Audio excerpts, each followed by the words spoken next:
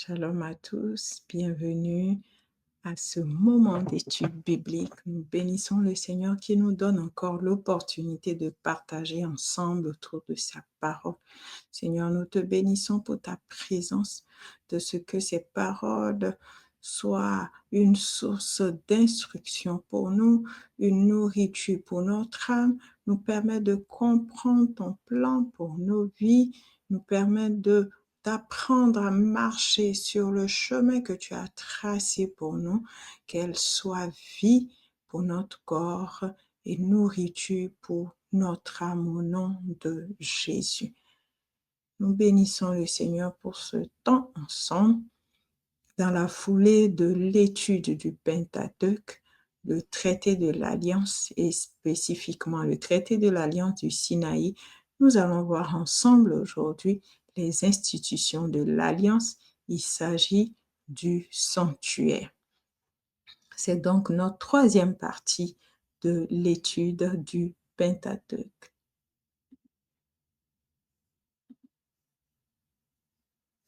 Comme indiqué tout à l'heure, nous avons abordé l'alliance du Sinaï. Nous aborderons après l'alliance du Sinaï l'alliance deutéronomique. L'alliance du Sinaï est composée d'un préambule. Il s'agit du premier verset du premier livre selon l'ordre canonique, Genèse chapitre 1, verset 1.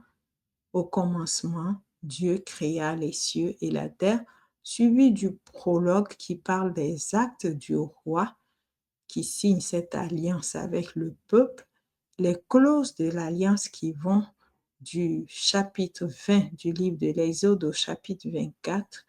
On voit également les clauses de l'alliance, spécifiquement le code de l'alliance.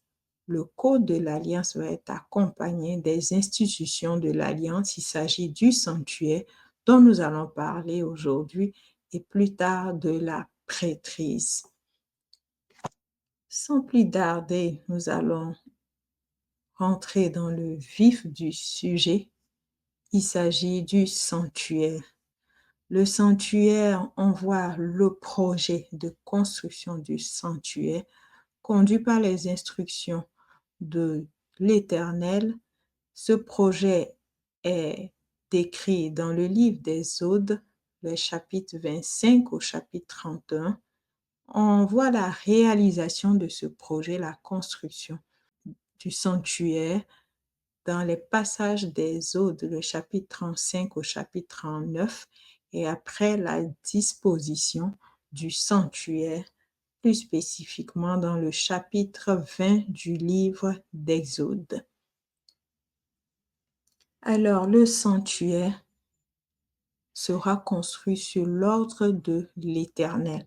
Selon ce passage d'Exode, chapitre 25, les versets 8 et 9, l'Éternel parle à Moïse. « Ils me feront un sanctuaire et j'habiterai au milieu d'eux. Vous ferez le tabernacle et tous ses ustensiles d'après le modèle que je vais te montrer. » Le sanctuaire en hébreu, c'est Mikdash, qui vient de la racine Kadash.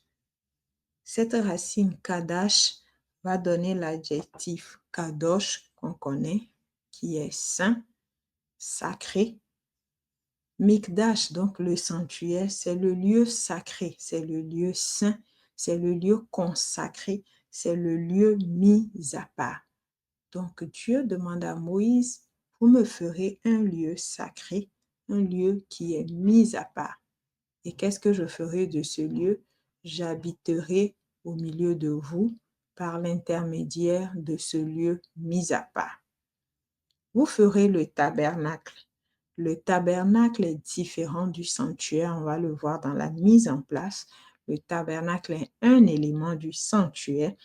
Le tabernacle dont il est question dans ce verset, en hébreu, c'est Mishkan, qui vient de la racine hébraïque shakan. Shakan, c'est être installé ou demeurer. Donc, ce mot traduit par tabernacle en français qui est Mishkan, c'est le lieu du séjour, c'est la demeure. C'est un mot rarement utilisé pour une résidence humaine. Et d'habitude, donc, on parle de ce lieu de séjour, qu'on parle de cette demeure. C'est une demeure consacrée à l'Éternel et avec le Dieu d'Israël. Donc, Dieu donne cette instruction à Moïse de lui faire un sanctuaire, un lieu consacré, mis à part, au travers duquel il va habiter au milieu de son peuple. Ils lui feront un lieu dans lequel il va demeurer. Et tout dans les ustensiles d'après le modèle que je vais te montrer.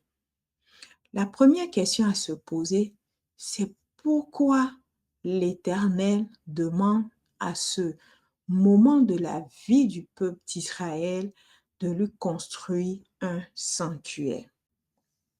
Dieu commande d'ériger un sanctuaire, un lieu où il vient tabernacler. Quand on veut traduire le mot traduit par tabernacle, donc un lieu où il vient demeurer au milieu de son peuple. C'est le lieu où il sera consulté, c'est le lieu où il se manifestera. Toujours dans la droite ligne de cette question du sanctuaire, est-ce que Dieu habite alors sur terre? On pourrait se demander, Dieu habite-t-il pour autant sur terre? Salomon se posait cette question dans le passage du livre de 1 roi, le premier livre des rois, au chapitre 8, verset 27, que nous lisons. Salomon posait cette question. Mais quoi? Dieu habiterait-il véritablement sur la terre? Voici les cieux, et les cieux des cieux ne peuvent te contenir. Combien moins cette maison que je t'ai bâtie. Il se posait cette question au moment où il était emmené à inaugurer le temple construit en l'honneur de l'Éternel. Le temple, c'est la suite logique du sanctuaire. 3 raisons fondamentales, non exhaustives, qui peuvent expliquer pourquoi Dieu demande à Israël de lui bâtir un sanctuaire. Pourquoi un sanctuaire? Premièrement, le sanctuaire est une réalité céleste que Dieu fait connaître aux hommes sur terre. Ce point est très important. Dans le chapitre 8 du livre aux Hébreux, l'épître aux Hébreux, dans ses versets 1 et 2, l'auteur dit: le point capital de ce qui vient d'être dit, c'est que nous avons un tel souverain sacrificateur qui s'est assis à la droite du trône de la majesté divine dans les cieux, comme un ministre du sanctuaire et du véritable tabernacle qui a été dressé par le Seigneur et non par un homme. L'auteur de cet épître est en train de faire une comparaison, en train de mettre en parallèle 2 réalités. Il parle d'un sanctuaire et du véritable tabernacle, mais il précise que ces éléments n'ont pas été dressés par un homme. Nous venons de voir tout à l'heure l'instruction donnée à Moïse de dresser le sanctuaire, le tabernacle. Donc, il existe un sanctuaire, un tabernacle dressé par les mains d'hommes. C'est celui que Moïse a mis en place. Et il existe un sanctuaire et le véritable tabernacle qui sont dressés par le Seigneur. Le sanctuaire est une réalité céleste que Dieu fait connaître aux hommes. Pourquoi? Nous l'avons lu tout à l'heure dans Exode chapitre 25, verset 9. Il disait à Moïse, tu feras ces choses d'après le modèle. Donc, Moïse a vu un modèle, il a vu ces éléments installés en un lieu et il lui a été demandé de reproduire les mêmes éléments, à savoir le sanctuaire et le véritable tabernacle. N'oublions pas que pendant que Moïse recevait ces instructions, il était de passage, il était à son séjour de 40 jours sur le mont Sinaï, dans la présence de Dieu, où Dieu disait, je parle à Moïse face à face comme un homme parle à un homme. Il a été donné à Moïse de voir le sanctuaire, le véritable tabernacle qui est dans les cieux, afin qu'il reproduise ces éléments sur la terre selon le modèle qu'il a vu. Ce modèle donc que Moïse va voir, contempler en étant sur le mont Sinaï. Même le temple de Salomon, qui sera bâti dans les mêmes principes que le sanctuaire, avec des tailles différentes, même le temple de Salomon a été bâti sur le même principe du modèle que David a reçu dans une révélation où il aurait vu le sanctuaire et le véritable tabernacle. Nous en avons la compréhension dans le premier livre de Chroniques, au chapitre 28, les versets 11 à 19. Nous allons faire la lecture de quelques versets. David donna à Salomon son fils le modèle du portique et des bâtiments des chambres du trésor, des chambres hautes, des chambres intérieures et de la chambre du propitiatoire. Il lui donna le plan de tout ce qu'il avait dans l'esprit, touchant les parvis de la maison de l'Éternel et toutes les chambres alentour pour les trésors de la maison de Dieu et les trésors du sanctuaire, et touchant les classes des sacrificateurs et des Lévites, tout ce qui concernait le service de la maison de l'Éternel et tous les ustensiles pour le service de la maison de l'Éternel. Il lui donna le modèle des ustensiles d'or avec le poids de ce qui devait être d'or pour tous les ustensiles de chaque service et le modèle de tous les ustensiles d'argent avec le poids pour tous les ustensiles de chaque service. Nous lisons au verset 17.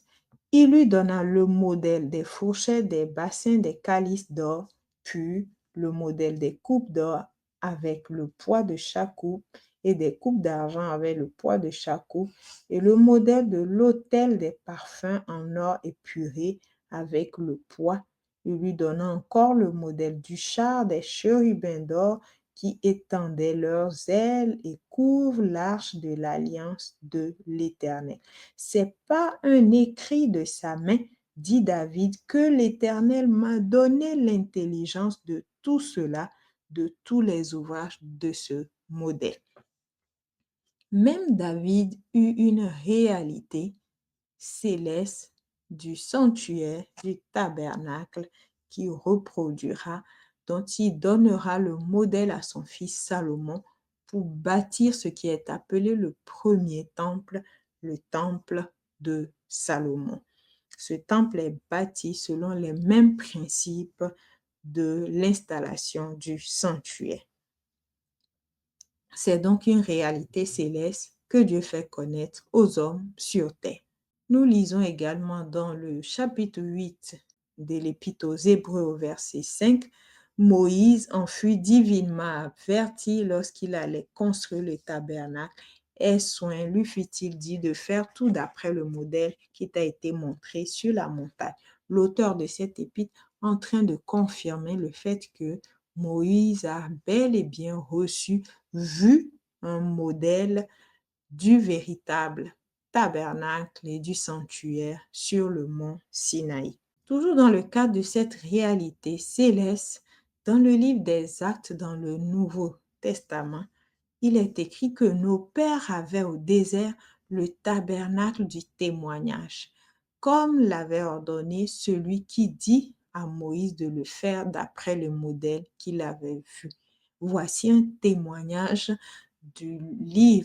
d'un livre du Nouveau Testament, en l'occurrence un témoignage de disciple Luc, attestant les choses qui sont écrites dans la première alliance.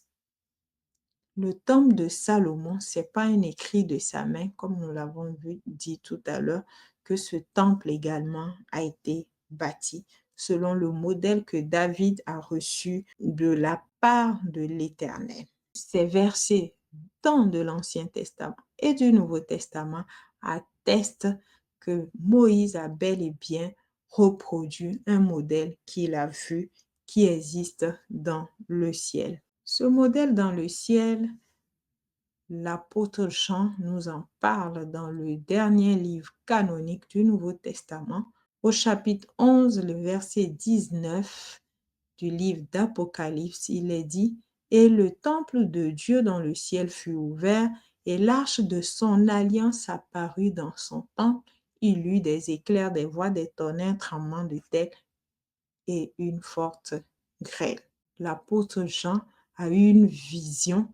Dans cette vision, il a été élevé au ciel, et au ciel, il a vu le temple de Dieu, il a vu l'arche de l'alliance qui existe au ciel.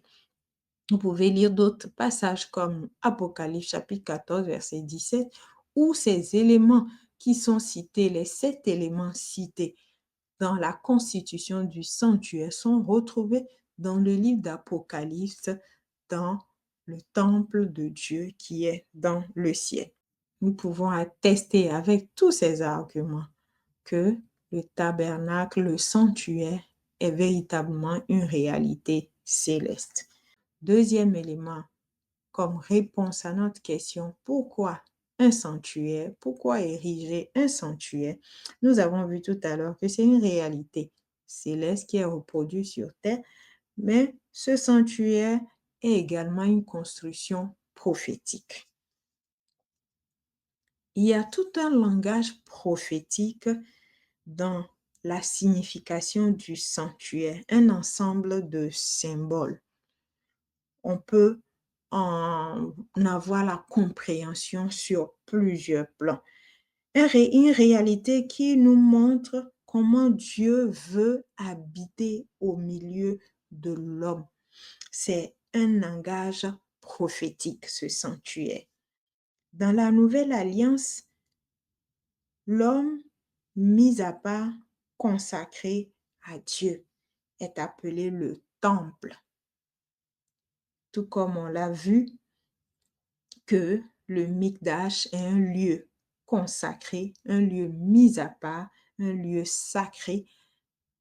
Dans la Nouvelle Alliance, la parole déclare que nous sommes le temple, en ce sens que nous sommes une demeure mise à part, consacrée à Dieu. Dans le temple, la présence de Dieu est manifeste, elle est visible, la gloire de Dieu est manifeste, la gloire de Dieu est visible.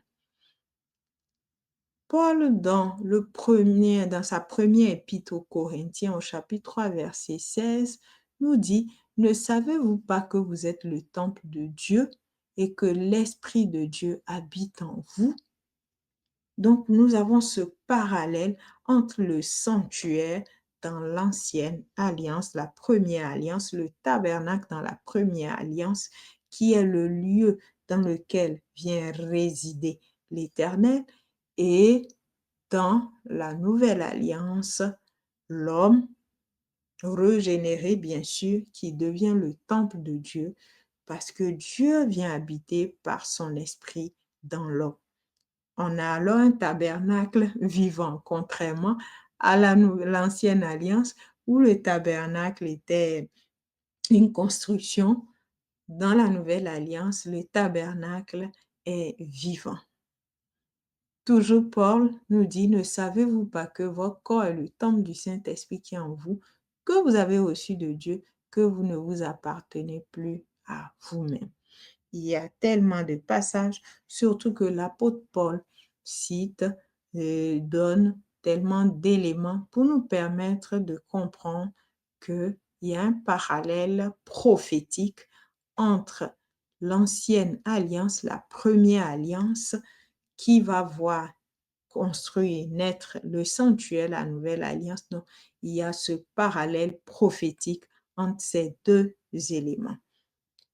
Toujours cette construction prophétique, nous voyons l'auteur de l'Épître aux Hébreux qui dit dans ce passage, Hébreux chapitre 10, verset 20, « Par la route nouvelle et vivante qu'il a inaugurée, il, en parlant de Christ, pour nous, au travers du voile, c'est-à-dire de sa chair. » Ici, l'auteur de l'Épître aux Hébreux dit de manière concrète que le voile dont nous allons parler, qui était dans le sanctuaire, plus précisément dans le tabernacle, qui séparait le lieu très saint du lieu saint, est la chair même de Jésus-Christ.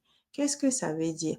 On voit ici que l'auteur de l'Épître aux Hébreux fait une interprétation christocentrique du sanctuaire. Donc, il y a un langage prophétique, un langage symbolique qui fait que ce sanctuaire, ce tabernacle est en train de révéler, de mettre en place les choses à venir. Comme le disait Paul, ces différents éléments de la première alliance sont l'ombre des choses à venir. Donc ici, on voit que cet auteur de l'Épître aux Hébreux, avec cet écrit canonique, ouvre la voie à une interprétation christocentrique des 7 éléments et des autres installations du sanctuaire. Donc, l'aspect prophétique est tout à fait clair et attesté par la nouvelle alliance. Donc, dans cette nouvelle alliance, Dieu va venir tabernacler en l'homme et va manifester sa gloire, tout comme il tabernaclait dans le tabernacle et manifestait sa gloire dans le lieu très saint. Le sanctuaire prophétique de Christ, on peut en voir des symboles prophétiques. De la prière, on peut en voir des symboles prophétiques de l'homme, du croyant, de l'homme régénéré. Il y a vraiment un langage prophétique riche au travers du sanctuaire. Mais nous aborderons dans les différents éléments, dans les 7 principaux éléments du sanctuaire, le langage prophétique christocentrique.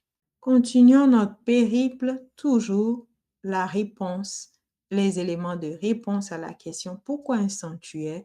Troisième et dernier élément, c'est un instrument de Dieu pour vivre l'alliance avec son peuple.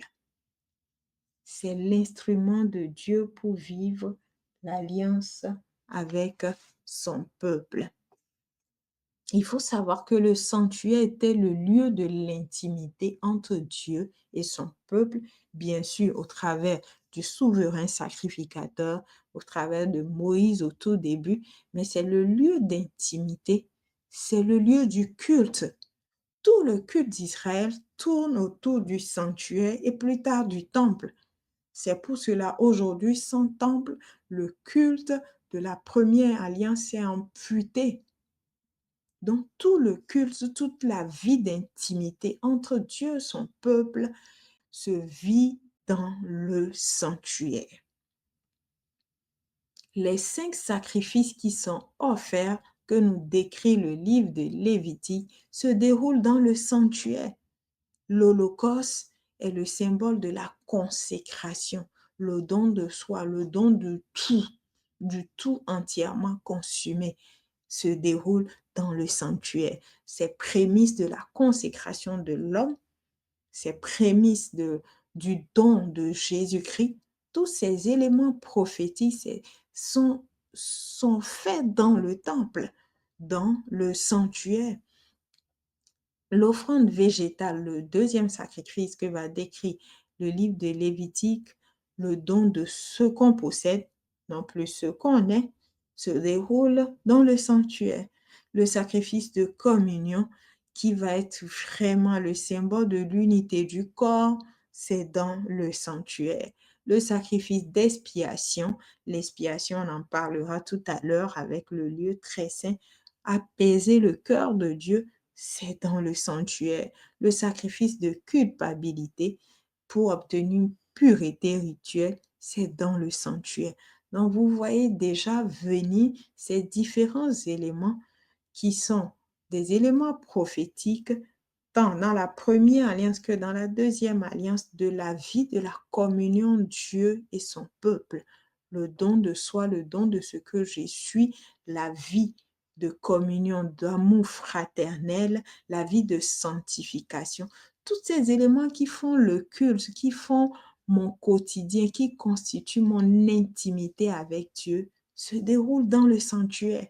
En réalité, que ce soit dans la première alliance ou dans la deuxième alliance, mon intimité, le lieu de l'intimité, c'est le sanctuaire. Ça n'a pas changé. Le sanctuaire qui était une réalité humaine est devenu quelque chose de plus concret qui est l'homme, ce que Dieu a toujours voulu tabernacler en l'homme, mais l'utilité, l'usage qu'on fait de ce sanctuaire demeure le même. Donc Dieu demande à Moïse de lui construire un sanctuaire parce que c'est là qu'il veut vivre son intimité avec son peuple. Ah, que le Saint-Esprit nous donne au fur et à mesure que nous comprenons ce que c'est que le sanctuaire, ce que c'est que le tabernacle, qu'il nous donne de comprendre toute la richesse, tout le respect, toute la profondeur du sanctuaire que nous sommes dans la nouvelle alliance, le temple de Dieu que nous sommes dans la nouvelle alliance, toute sa portée glorieuse, toute sa portée de sainteté, un lieu où Dieu vient tabernacler au travers de son esprit. C'est vraiment le but de la première alliance pour nous aujourd'hui, c'est de nous permettre de comprendre les réalités spirituelles de la nouvelle alliance. Après avoir approché cette question qui est pourquoi un sanctuaire, en donnant 3 éléments de réponse, nous l'avons dit non exhaustifs, nous allons sans plus tarder parler de la composition du sanctuaire. Le sanctuaire composé de 7 éléments principaux. Nous allons suivre l'ordre d'énumération de ces éléments selon le livre d'Exode. Et le livre d'Exode va commencer par l'arche de l'Alliance. Au fait, l'arche de l'Alliance, c'est l'élément le plus caché des 7. C'est celui qui se trouve au fond, qu'on trouve en dernier, l'élément que seul le souverain sacrificateur, le Kohen Agadol, va voir une seule fois par an. Mais c'est l'élément clé, l'élément principal de l'intimité entre Dieu et son peuple. Et Dieu a permis que, en décrivant les différents éléments du sanctuaire, Moïse commence par parler de l'arche de l'alliance. L'arche de l'alliance dans le chapitre 25 du livre d'Exode, on traduit le mot hébreu Teba par arche, mais en réalité, c'est le même mot Teba qui est utilisé lorsque Jochébed, la mère de Moïse, va construire une caisse de jonc. Et là, la traduction du même mot Teba et caisse va construire une caisse de jonc enduit pour son fils, celui qui sera appelé Moïse. Donc, on retrouve le mot Théba dans plusieurs passages de l'Ancienne Alliance. On le retrouve même également comme étant le sens du cercueil qui contenait le corps de Joseph en attendant que ses ossements soient sortis d'Égypte. Donc, ce mot est utilisé à plusieurs reprises, mais dans tous ces différents contextes, on se rend compte que le mot Théba, c'est une caisse. L'arche de l'Alliance, donc, est faite de bois d'acacia recouvert d'or pur avec des dimensions d'environ 125 cm, parce qu'au fait, quand vous allez lire, par exemple, dans la version Louis II, on vous parlera de coudée. Une coudée fait environ 50 cm. Donc, la longueur de l'arche de l'Alliance est à peu près approximativement de 125 cm de long, 75 cm de large et 75 cm de hauteur. Il est muni de barres servant à son transport pour qu'il ne soit jamais touché. Il est alors là interdit de toucher l'arche de l'Alliance. Et je pense que ça vous rappelle cet épisode qui a vu mourir ces 2 hommes pour avoir touché l'arche de l'Alliance. Nous continuons juste la description de cette arche de l'Alliance dont nous avons décrit le coffre, la caisse qui est en réalité l'arche de l'Alliance. Mais toujours sur cet élément se trouve, quand nous le voyons sur la figure, un couvercle à cette caisse. Ce couvercle est appelé le propitiatoire. C'est un nom français un peu spécial. En réalité, le mot hébreu est kaporet. C'est important de comprendre le sens de kaporet. Kaporet, au fait, vient de la racine kafa. La racine kafa en hébreu veut dire espier, hein. Traduit en français par espier, mais même espier, c'est pas, ne permet pas d'aborder vraiment la compréhension de ce mot. Parce que en français, le dictionnaire Larousse dit qu'espier, c'est subir une peine, un châtiment, conséquence de l'acte qui nous rend capable. Alors qu'au fait, quand on prend le mot caporette de sa racine kafa, qui va donner d'autres mots comme kippouri, qui va donner le mot kippour, Yom Kippour, le jour de l'expiation, ça a plus kafar, le verbe kafar qu'on traduit expier, a plus le sens de recouvrir, d'apaiser. Apaiser, recouvrir. Pourquoi recouvrir? Parce que c'est sur ce propitiatoire que le Kohen Agadol va faire l'aspersion du sang, ce sang qui est comme en train de recouvrir l'iniquité du peuple, ce sang qui est comme en train d'apaiser Dieu, qui est comme en train de recouvrir le péché de ce peuple pour apaiser le cœur de Dieu.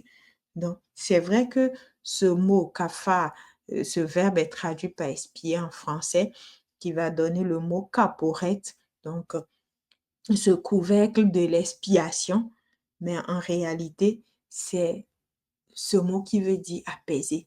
Donc, le couvercle en lui-même est un élément du sanctuaire qui est appelé le propitiatoire. C'est sur ce couvercle que se dressent les deux chérubins qui se font face, les ailes déployées. C'est le siège de la miséricorde parce que c'est là qu'on fait l'aspersion du sang pour pouvoir apaiser le cœur de Dieu. Le caporette, c'est le siège de la miséricorde.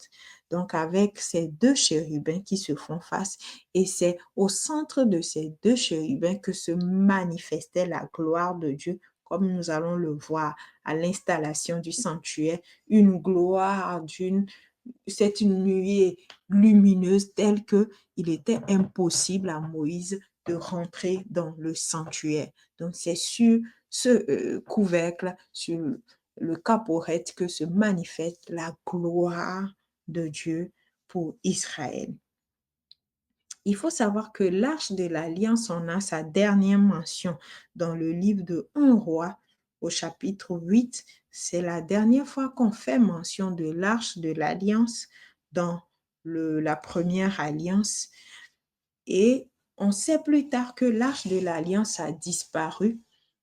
La tradition voudrait que l'Arche de l'Alliance l'Arche de l'Alliance est disparue au cours du pillage du temple, donc de la destruction du premier temple, le temple de Salomon, ce temple qui a été détruit, consumé lors de l'attaque de Nebuchadnezzar, lorsque Nebuchadnezzar déporta Juda.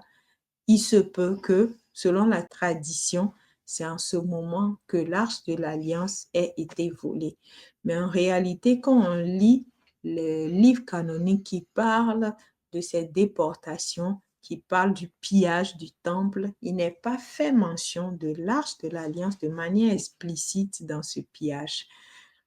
On pense que réellement, si c'est à ce moment que Nebuchadnezzar a pris l'Arche de l'Alliance, on aurait mentionné de manière concrète cette Arche de l'Alliance, puisque vous vous souvenez que quand les Philistins vont le prendre, on va faire mention de la prise de l'Arche de l'Alliance, puisqu'il est le lieu de la manifestation de la gloire de Dieu. Il y a une autre tradition qui pense que Jérémie aurait caché l'Arche de l'Alliance pendant que Nebuchadnezzar venait piller le temple et que le prophète Jérémie l'aurait caché dans un endroit et qu'au temps de la fin, en prélude à la construction du troisième temple, on retrouvera le lieu de cette cachette.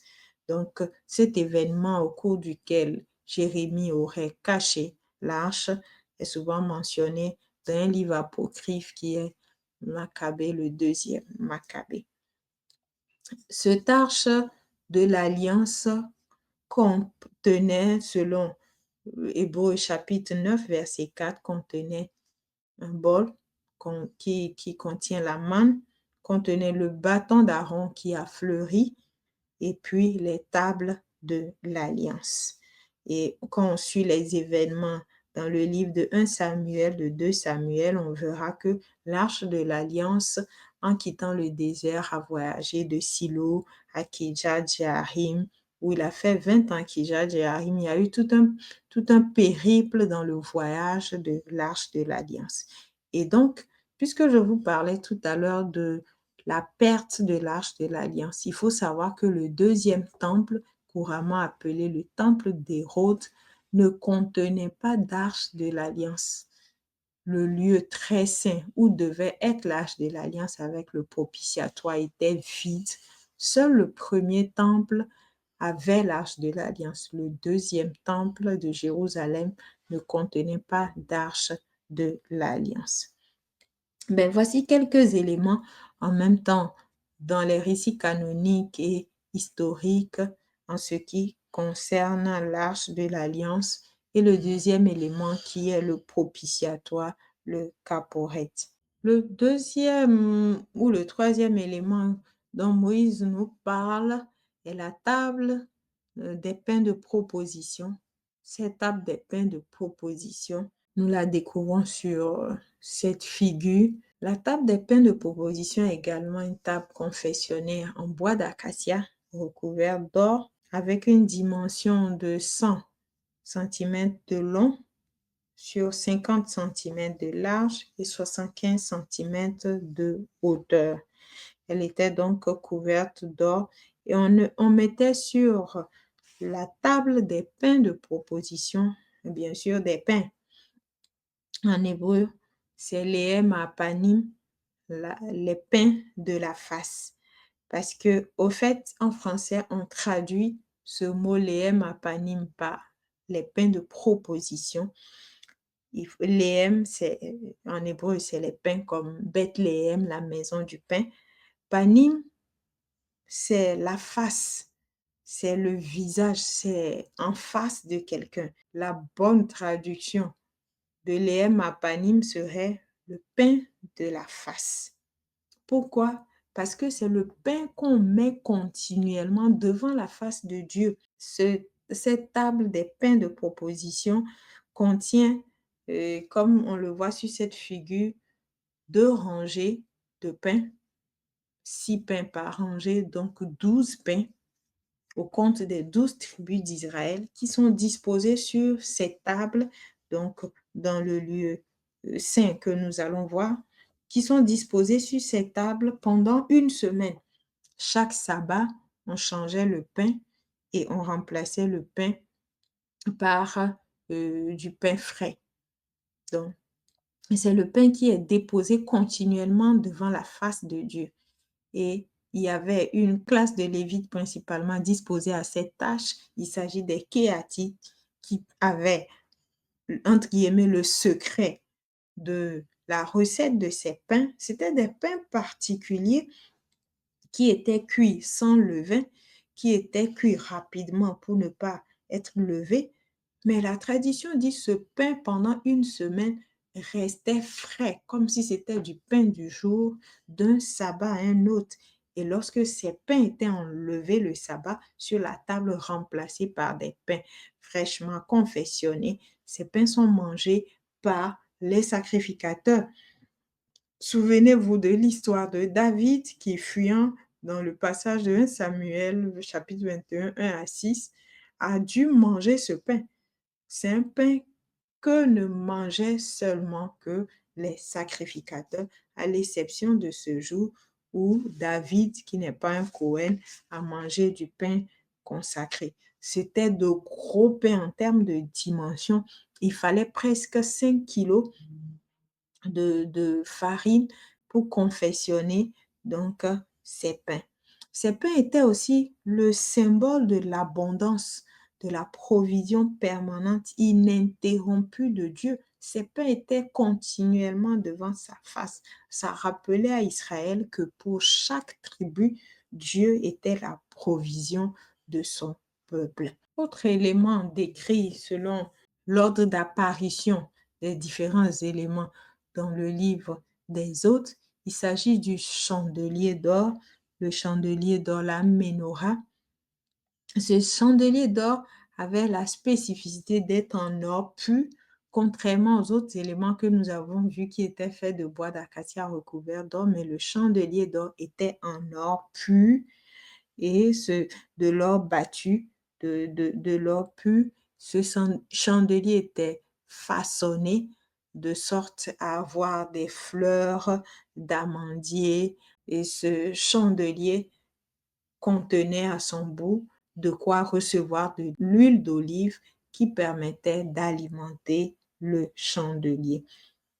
Les fleurs d'amandier qui vont décorer, que ce soit les boutons, les fleurs qui vont servir à décorer, donc en confectionnant ce chandelier, la menorah, il faut savoir que l'amandier est le premier arbre qui fleurit au printemps.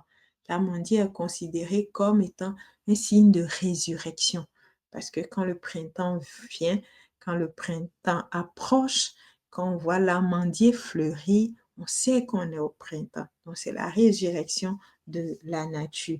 Et l'huile d'olive qui sert à fournir, à éclairer la menorah, c'est de l'huile d'olive qui est de l'huile qu'on obtient après avoir broyé l'olive, à l'image du ce corps meurtri de Jésus-Christ, de cette mort, de ce Jésus crucifié qui va produire en nous la lumière parce que la menorah est la seule source de lumière de ce lieu qui est appelé le lieu saint. Les différents éléments qu'on va voir dans cette chambre, entre guillemets, ne, ne permettent pas d'avoir de l'éclairage. Le seul élément d'éclairage du lieu saint, c'est la menorah. À l'image donc de Jésus crucifié, meurtri, qui va produire par sa résurrection une vie en nous qui va nous sortir de nos ténèbres et nous donner accès à la lumière. Et ces menorahs devaient brûler à perpétuité. On devait y maintenir assez d'huile pour faire brûler la menorah à perpétuité. Au fait, il ne faut pas aussi confondre la menorah et ce qu'on appelle le Hanoukia. La Hanoukia qui est la menorah est donc cette lampe, ce chandelier à 7 branches, alors que lorsque vous voyez une Hanoukia, c'est un chandelier à 8 branches en mémoire de l'événement de Hanouka. Si vous voulez mieux comprendre cet événement, pourquoi cette fête, il faut en référer à la vidéo qui en parle déjà sur cette chaîne. Nous continuons la description des 7 éléments du tabernacle et du sanctuaire, la composition du sanctuaire par ces 2 éléments. Le premier élément que vous avez à votre gauche, il s'agit donc de l'autel de l'Holocauste. L'autel de l'Holocauste, encore appelé l'autel des reins, il est fait à base de bois d'acacia. Au lieu d'être recouvert par de l'or, il est recouvert par du bronze, contrairement aux autres éléments que nous avons vus, avec une dimension carrée d'environ 2,5 mètres de long sur 2,5 mètres de large. Donc, l'autel de bronze, l'autel des reins est carré. Un autel carré avec à ses 4 coins 4 cornes. C'est sur cet autel qu'est brûlé les sacrifices. Les 5 sacrifices dont je vous ai parlé au début, c'est sur cet autel que va être brûlé l'Holocauste, le sacrifice de communion, le sacrifice d'expiation, ainsi de suite. Et le feu ne devait jamais, jamais s'éteindre sur l'autel de l'Holocauste. On le voit dans les lois du sacrifice, à partir du chapitre 7 du livre de Lévitique, le feu devait demeurer allumé sur l'autel de l'Holocauste. tous ces différents éléments ont une signification prophétique.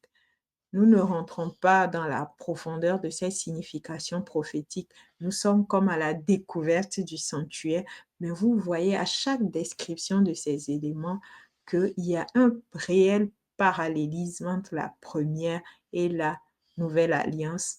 La nouvelle alliance étant l'accomplissement de la première alliance. À côté de l'autel d'airain où est brûlé le sacrifice, nous avons l'autel du parfum. Lui, il est fait entièrement d'or, pas du bois d'acacia recouvert d'or, mais c'est un autel d'or. On l'appelle encore l'autel du parfum puisqu'on y brûle le parfum ou de l'encens, mais on l'appelle également encore l'autel d'or. Donc, il y a l'autel de bronze qui est l'autel du sacrifice sanglant. Il y a l'autel d'or qui est l'autel du sacrifice de parfum. Il est également carré en plus petite dimension, 50 cm de long sur 50 cm de large, carré avec à ses au niveau de ses 4 angles, des 4 cornes. Il permet de faire brûler du parfum, mais c'est une composition de 11 éléments qui va donner l'encens, entre guillemets. Donc, c'est 11 éléments qui sont bien connus de la classe familiale qui s'occupe de préparer le parfum qui est offert continuellement sur l'autel, faisant monter devant Dieu un parfum de bonne odeur.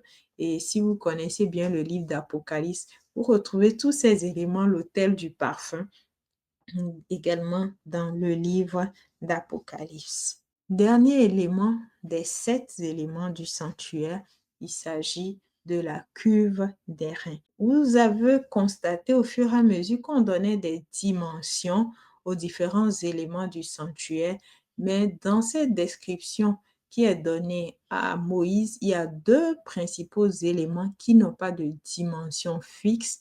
Il s'agit de la menorah et de la cuve d'airain. Il n'y a pas de dimension donnée dans la parole pour la cuve d'airain. Et tout cela a aussi un sens prophétique. Un élément sans dimension, sans restriction. Voilà. C'est un élément un élément dans sa compréhension prophétique. Dieu pourvoit sans restriction. Donc, c'est un élément du sanctuaire, un mobilier, entre guillemets, du sanctuaire qui n'a pas de dimension fixe. Et donc, cette cuve d'airain contenait de l'eau qui servait à la purification des Cohen en quittant le parvis pour aller vers le lieu saint. Le Cohen devait se laver les mains, devait parfois se laver les pieds, donc avant de rentrer dans le tabernacle. Nous avons donc vu 7 éléments du sanctuaire en commençant par l'arche de l'alliance, le premier élément, le couvercle de l'arche de l'alliance, caporet, qu'on appelle en français le propitiatoire. Nous avons vu la menorah, nous avons vu l'autel du sacrifice, nous avons vu la table des pains de proposition, la table des pains de la face, nous avons vu l'autel de parfum, nous avons vu la cuve d'airain. Dans cette découverte du sanctuaire, nous allons parler de la disposition du sanctuaire. Ce sanctuaire est disposé de cette manière. Il existe le parvis, c'est toute cette cour qui est autour du tabernacle, le tabernacle étant la tente centrale que vous voyez sur cette figure. Il y a toute cette cour qui est autour de la tente centrale, le tabernacle, la tente de la rencontre. Et cette cour est appelée le parvis. Nous allons le voir en termes de longueur. Donc, la cour, c'est le parvis. Lorsqu'on rentre par la porte, on a accès au parvis. On rentre par un rideau, on a accès au lieu saint et on rentre par le voile pour avoir accès au lieu très saint.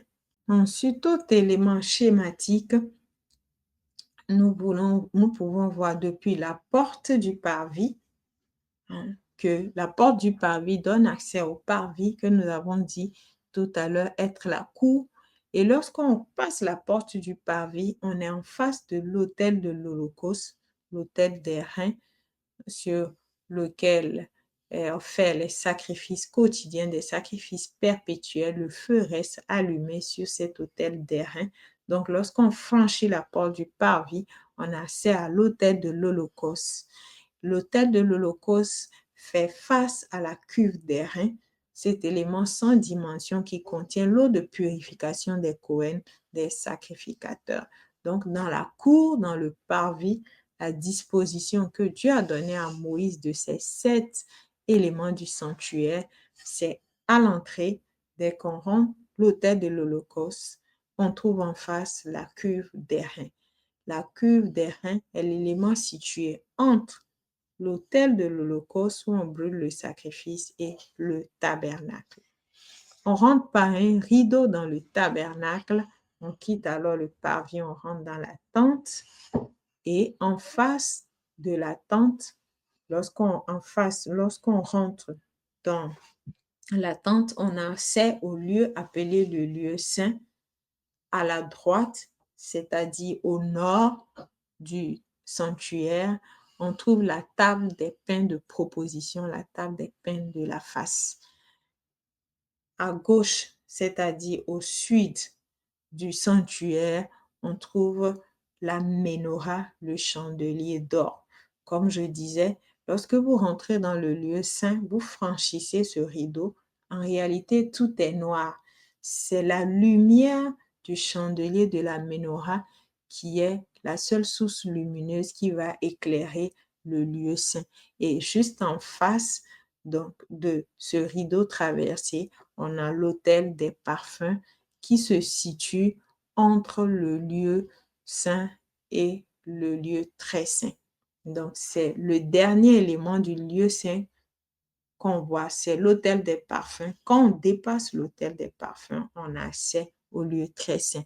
Mais entre le lieu saint et le lieu très saint se trouve le voile, ce voile qui s'est déchiré le jour où Jésus a expié sur la croix de Golgotha. La parole déclare que le voile s'est déchiré de haut en bas. Donc, on traverse ce voile qui est un élément dont Hébreu parle en étant le corps même de Christ qui a donné accès au lieu très saint. Et donc, lorsque le souverain sacrificateur, le Cohen Agadol, traverse le voile, il a accès au lieu très saint. Le lieu saint des saints, le Cohen Agadol y a accès une fois par an lors de la célébration du Yom Kippour, c'est-à-dire le jour de l'expiation, pour pouvoir aller faire l'aspersion du sang du bouc de l'expiation sur le caporet, sur le couvercle propitiatoire. Donc, également dans le lieu très saint, il n'y a pas de source lumineuse. Nous avons l'arche de l'alliance, l'arche du témoignage et le propitiatoire. Et c'est la gloire de Dieu qui se manifeste comme une nuée dans ce sanctuaire qui donne la seule source lumineuse de ce sanctuaire. Aujourd'hui, l'objectif était de découvrir ensemble le sanctuaire, de comprendre quels sont les différents éléments du sanctuaire, quelle est la disposition du sanctuaire, pour que lorsque vous faites une étude plus approfondie, c'est-à-dire plus prophétique du sanctuaire, comme on l'a dit, une étude, d'abord le premier élément prophétique est christocentrique, on retrouve Christ dans chaque élément du sanctuaire. Par la grâce de Dieu, on aura l'occasion de parler de l'aspect prophétique du sanctuaire dans l'homme régénéré, dans le Christ et également comme étant un parcours de prière en allant de la porte du parvis jusqu'à avoir l'accès à la présence glorieuse de l'Éternel des armées. J'espère que par la grâce de Dieu, vous en savez plus sur le sanctuaire, sur la disposition du sanctuaire. Shalom à tous et à très bientôt par la grâce de Dieu.